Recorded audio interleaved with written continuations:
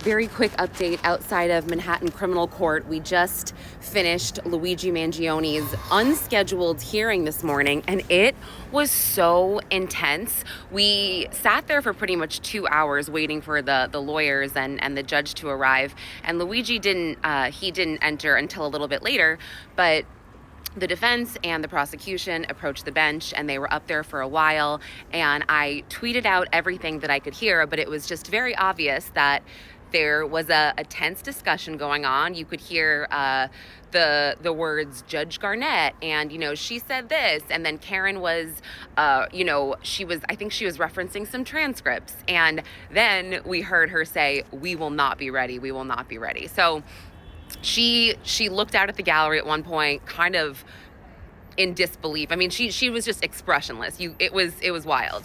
And she walked out of the room, came back in. There was some discussions, privately among the defense. And then Luigi came in. He was cuffed. He was wearing his tan prison garb. And then Judge Caro announced pretty much that the federal judge, reneged and decided to schedule her trial first. And therefore, he's going to schedule Luigi's trial for June 8th. And he also said, this case is much less complex now that we've dropped the terrorism charges. So you guys should be good to go. You should be ready. And this comes after Joel Seidemann requested, I think it was last week, that, he wants the trial in July. I think it was July 12th or something like that. And the defense is like, no way. Well, we're not going to be ready.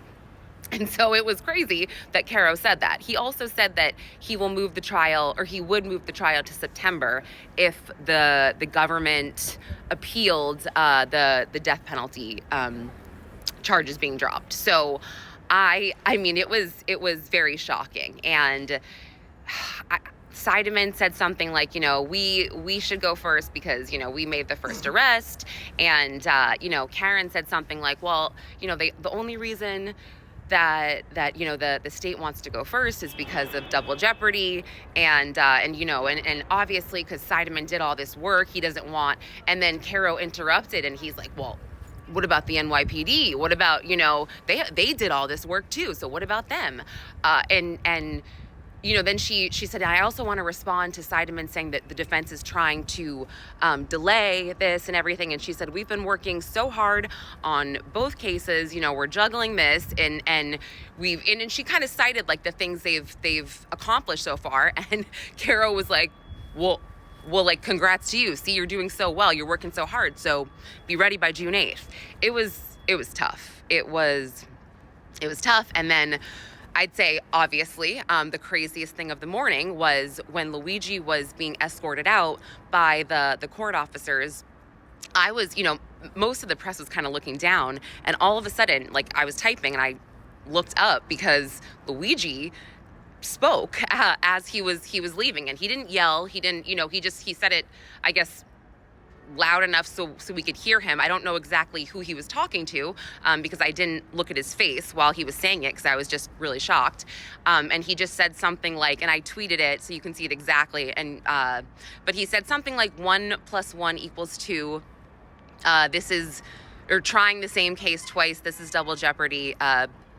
Or this is double, this is a common sense definition of double jeopardy. And so everybody was like, what? It was crazy. And then Karen spoke briefly outside of court, and she said, double jeopardy is designed, sorry, I'm getting shivery. Double jeopardy is designed to basically protect us, and they are weaponizing it against Luigi. So yeah, this is a lot. Of course, they are going to, I'm sure, try very hard to get that date moved, but Caro did not seem like he was having it. So I'll have a write-up later as well on lamag.com that I will post. So, all right, thanks.